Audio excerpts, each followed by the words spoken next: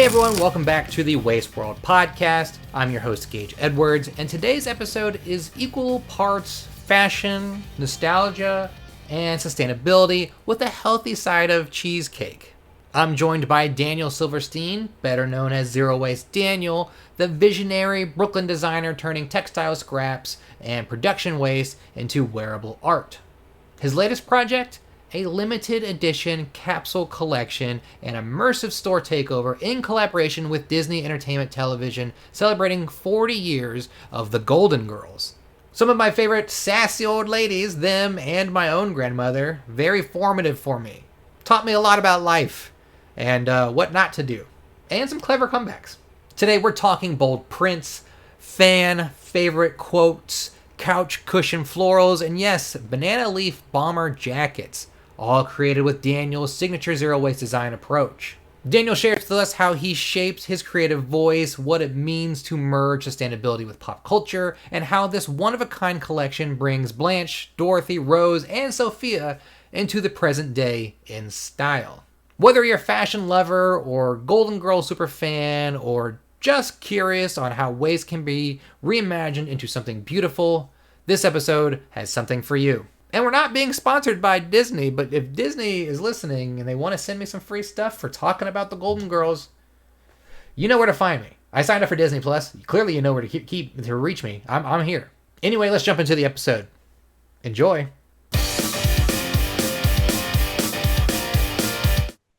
My guest today is Daniel Silverstein, founder and designer at Zero Waste Daniel, a brand known for crafting 100% upcycled garments that challenge the norms of fast fashion and mass production.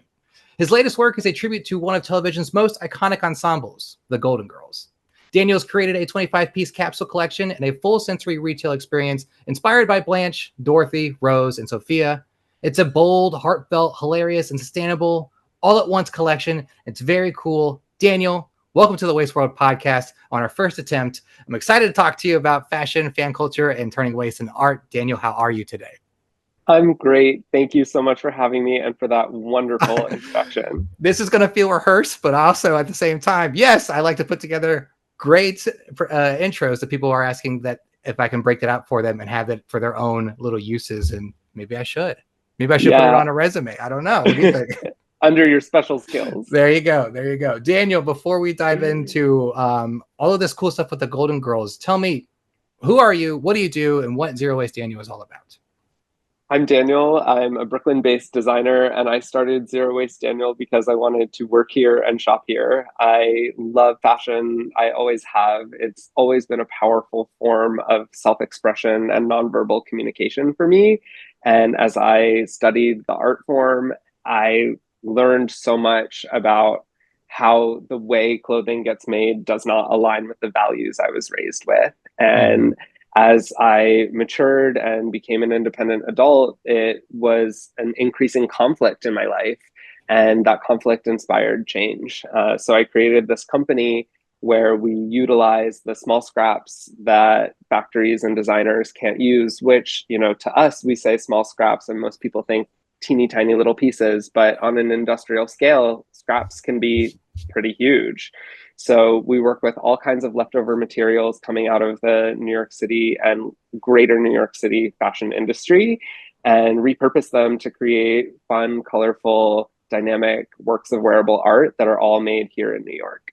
Yeah, I think a lot of people think that when it comes to fast fashion or just the problem with textiles going to landfills, they think, well, I threw out a t-shirt, that's all the trash is made. Like, no, like there's materials that made that t-shirt that aren't being used, or that made this dress that aren't being used, that take up the landfill first, and then we also throw it in there. So now we're taking up space, we're burning it, it's getting into the air. It's just it just becomes this mess. So doing something like what you do, I think that's a huge help, because I think it's well known that textiles are one of the biggest waste streams today.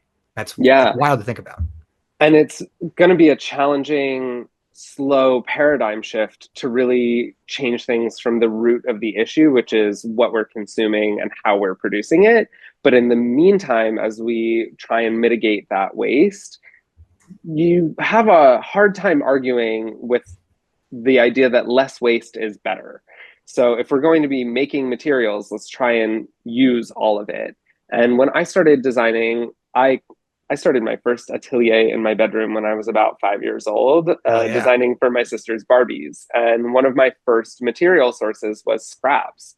So to get all the way to, a young professional in the industry and see that this material that I had been using since childhood had lost value to adults along the way, it seemed crystal clear to me that we should turn doing the right thing into something kind of cool.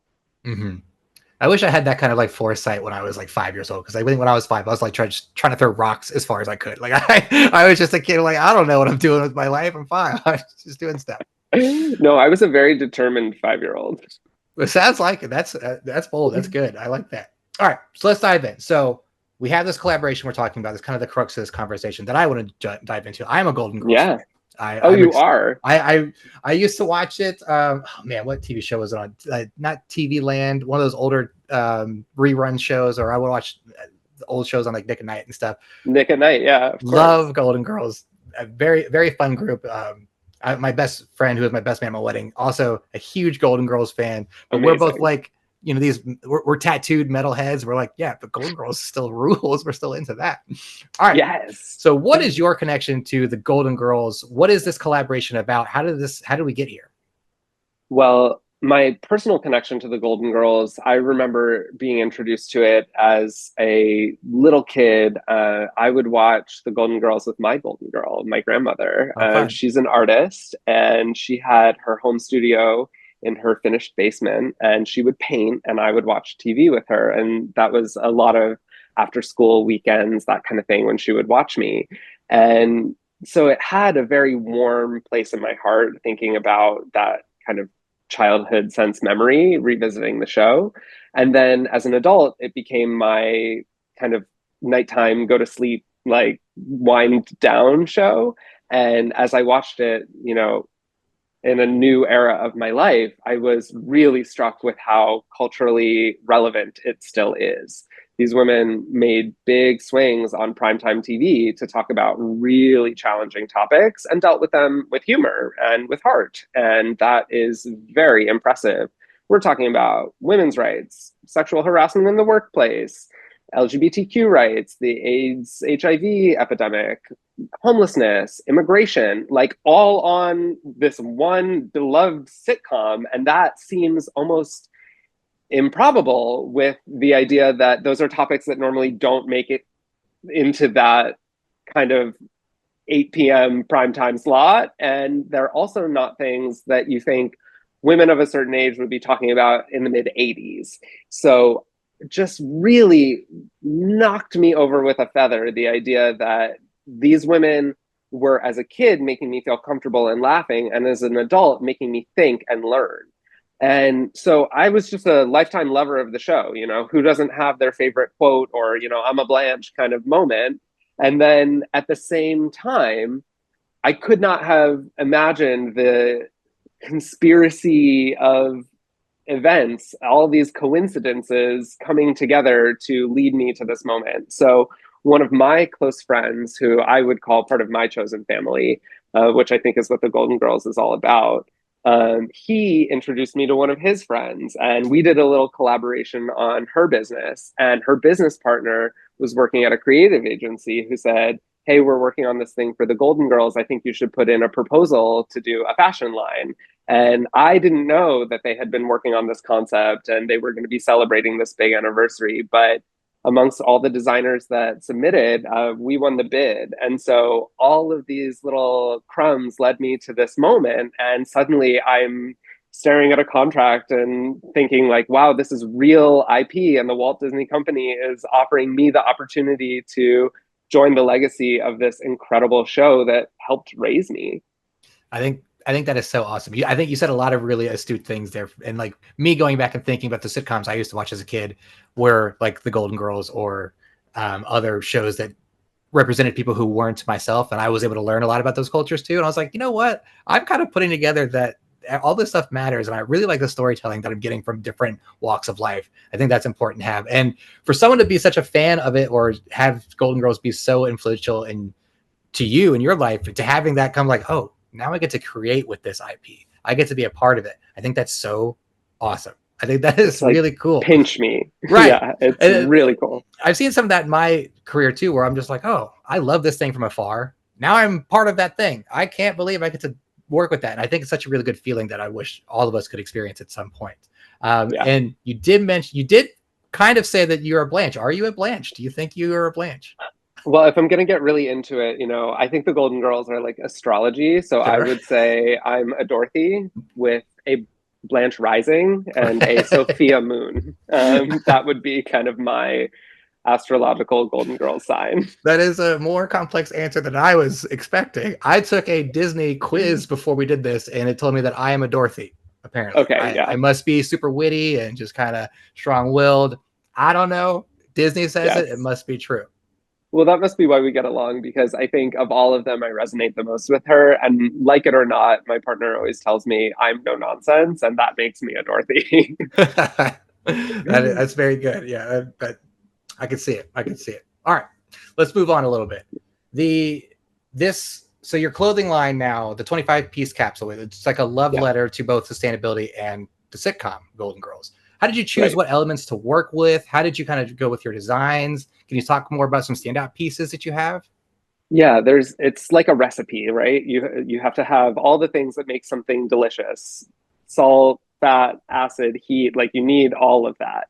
So we needed to have something that represented the show, Mm-hmm. something that represents each of the girls, something that is the most sought after, and something that's the most accessible. And so there has to be a little bit of something for everyone. We have pieces that represent the show, like the iconic sofa print, like the all four faces on one tote bag or one sweatshirt. And then there are pieces that represent each of the girls, like the Rose St. Olaf varsity jacket or Dorothy's bowling club bowling shirt.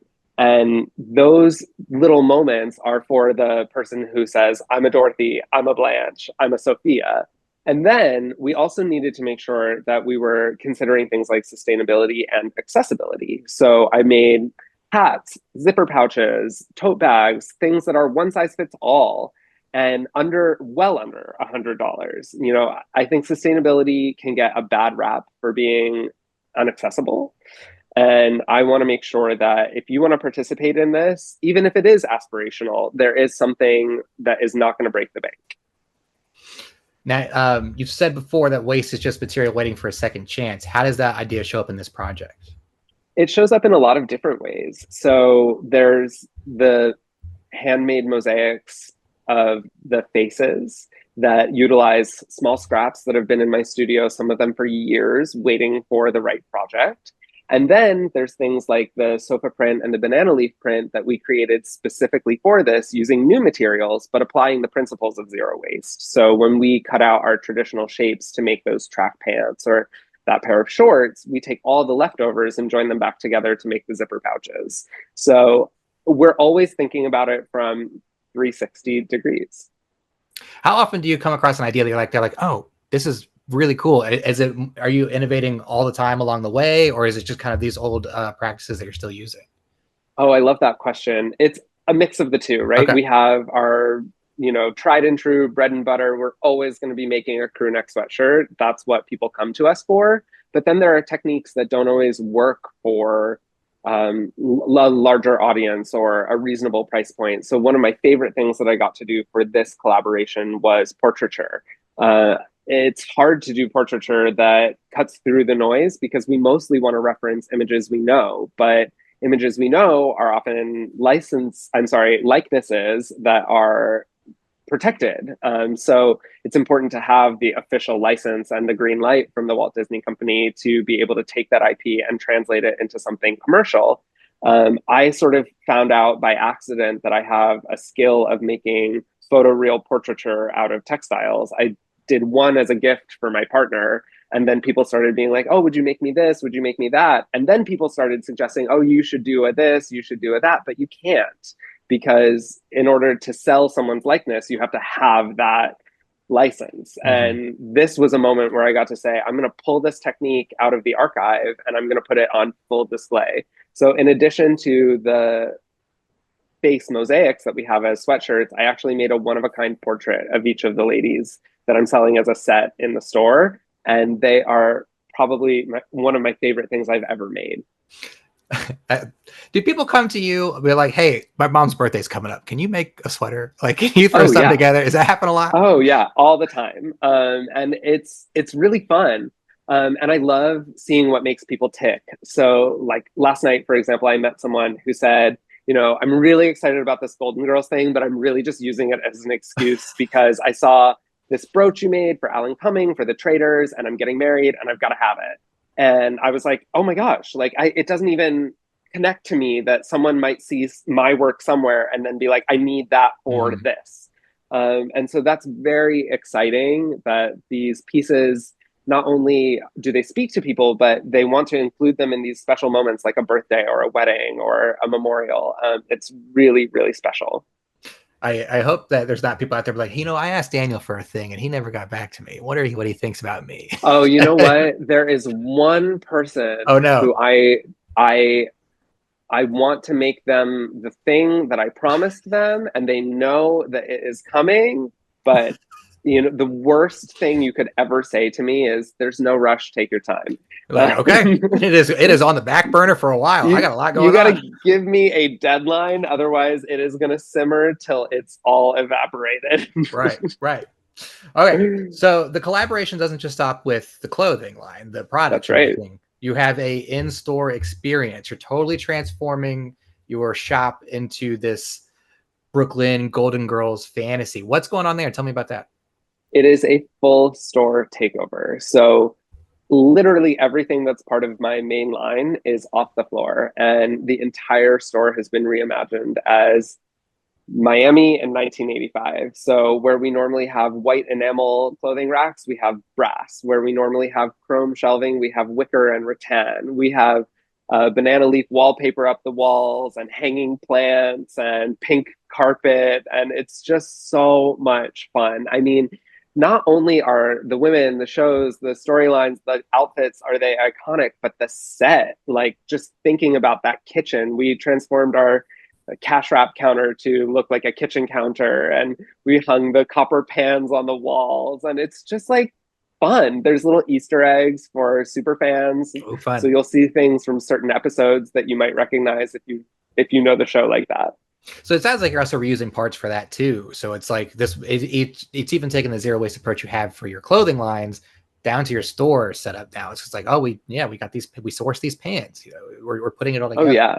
So that, wherever we can, everything is either secondhand or vintage as much as possible. And then a lot of the things that are not necessarily vintage will get reused. So things like instead of wallpaper, we used textiles, and after the store takeover comes down, those textiles will get transformed into garments. So everything is being thought about from a full life cycle perspective.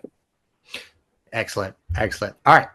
Now this collection is a thank you. You said that this is a big thank you to the girls and to the fans. What do you hope people get out of your collaboration here? What they feel when they're wearing these clothes or see your pieces? Like, what do you think the Golden Girls taught us that still matter that they're getting from your line? I love that question. So I'm a big energy person. Sure. And I think we've all heard that phrase, like cooking with love. And you can taste the love. I sew with love, and I sew a lot of these pieces. Even though I don't make every garment start to finish, I'm very involved in the production. So I will sew the actual mosaics that are the faces. I'm hand sewing the zipper pouches myself. So my hands are touching a lot of these pieces, and my partner packs every order that goes out the door. And what I hope is that when people wear them, they feel the love, and that vibrates the way you can taste the love when you're eating, grandma's cooking or your dad's soup or whatever it is. So I'm really, really hoping that transcends and comes through. And the other thing about it is that I think that clothing more and more is something that is meant to set us apart from each other, exclusivity and price point and, the limited editions. And I do subscribe to that. That is part of my business model. But at the same time, these designs are meant to bring people together, even though they're being produced in limited quantities and not everyone can have them. if you see someone wearing a St. Olaf varsity jacket and you are a Golden Girls fan, that's meant to bring you guys together, right? You're wearing a piece of super fan memorabilia and you're supposed to use it to find your tribe.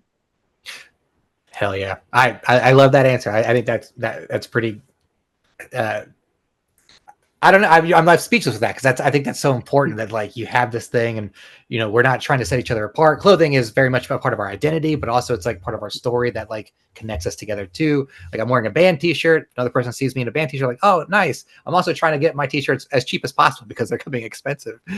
So Sure. I want to make sure that like I'm representing myself, but like in a way that's, sustainable because I don't like to get rid of my stuff. Speaking of Yeah. that, so people at home, how can they kind of have a more sustainable way that they're looking at their own clothing options, whether it's getting rid of clothes, acquiring new clothes, thrifting? I imagine you're a big proponent of. I'm a huge thrifter. Most of my shoes and accessories are thrift.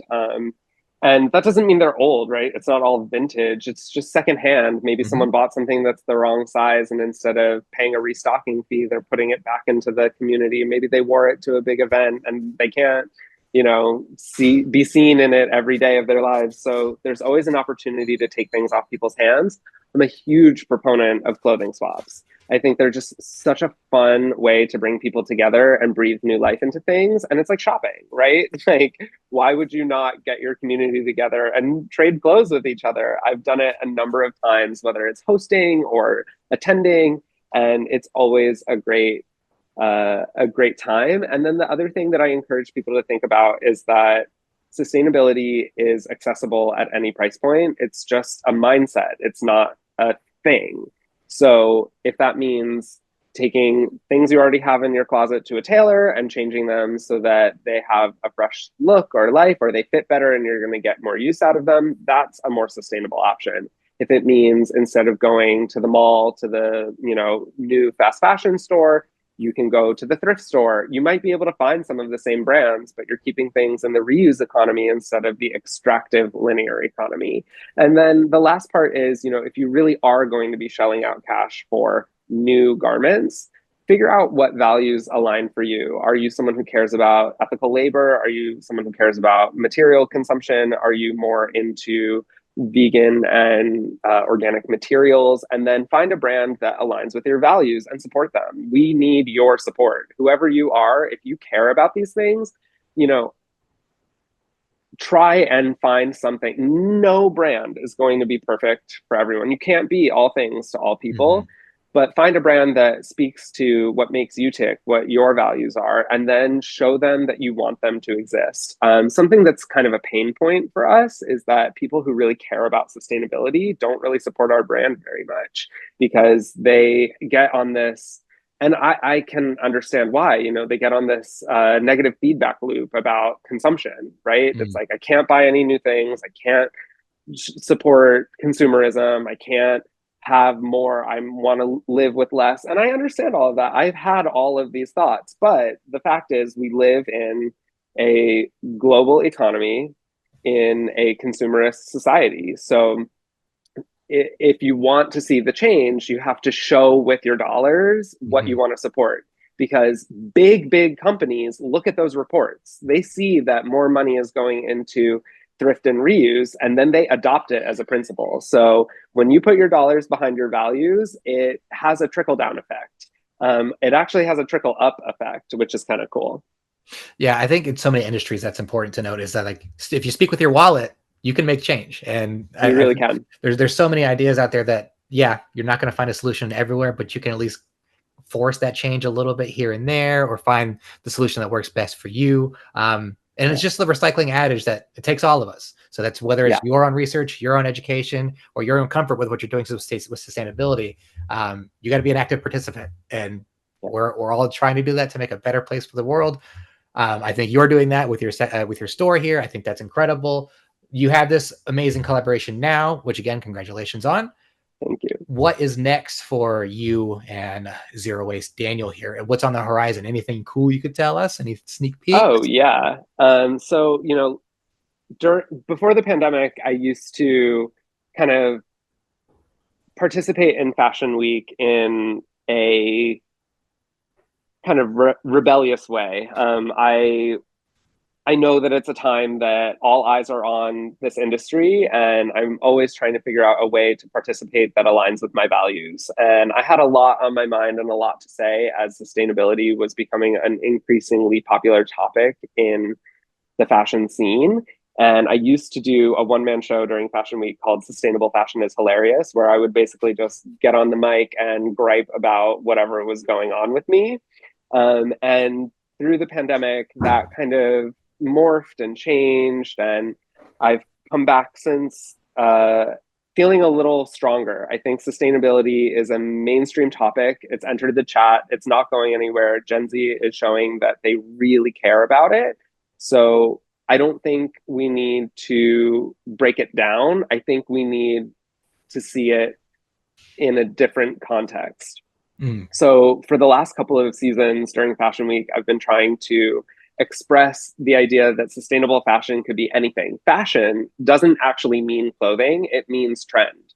And anything can be a trend. So this upcoming Fashion Week, I've got a big idea, and I've got my venue booked and my show scheduled for September 15th. And I can't wait for everyone to see the new collection I'm working on. But until then, it's all things golden. Cool. Oh, Golden Girls, especially. Yeah. All right, cool. A couple rapid fire questions before we wrap up here, just for my own use, and maybe I'll share this with my wife. Crocs with socks, is that okay? Anything with socks is good. Cargo shorts, are they coming back? They're coming back, but I'm not participating. How many graphic tees should I own? You should own enough graphic tees that you can go through an entire week wearing them without repeating them. 7. And then fashion trends you currently don't like. I'm not in love with the underwear as outerwear trend that is so pervasive. Okay. I don't think I've heard of this one yet. That's interesting. It's a trend that's been recycled through fashion over centuries, Sure. But this current interpretation, I think, is not its strongest moment. Okay. And I never mind the top of my Calvin showing, but I think we're at an all-time low rise. So Okay. I'm trying to figure out how to find my voice inside a trend that I wouldn't wear. Well, that's good to know. It's good tips for everybody at home, and like maybe just help Daniel out here and just keep your pants in a proper position. Daniel, where can people find more about you and find more about what your collaboration? I am fully online at zerowastedaniel.com, on Instagram, TikTok, and all the usual places at zerowastedaniel. Excellent. Daniel, well, thank you for joining me. I'm sorry I won't be able to make it to the store to visit, but I've seen the pictures. It looks incredible. So anyone in Brooklyn, make sure you stop by your store. Yeah. Daniel, thank you for joining me. Thank you for having me. I hope to see you next time you're in New York. And until then, I'll see you online. Huge thanks to Daniel for joining me today and sharing the love, legacy, and layers behind this truly special collaboration with the Golden Girls. If you're in Brooklyn, be sure to stop by the Zero Waste Daniel flagship store through August 17th to experience the full immersive Golden Girls installation. It's part fashion destination, part tribute, but all joy. And if you can't make it in person, shop the full limited edition capsule collection online at zerowastedaniel.com. And hey, if you enjoyed this conversation, help us keep the Waste World podcast growing by subscribing, rating, and sharing the show on your favorite podcast platform with your favorite friends, even friends you don't really like that much. Maybe they'll enjoy the show. And if you don't tell your friends, I'm going to tell my friends about you, and that's going to get weird quick. Anyway, every review helps us bring more incredible guests like Daniel on our show to talk about something awesome going on in the world of waste, recycling, and sustainability. As always, thanks for watching, and remember, it's our world. Let's not waste it.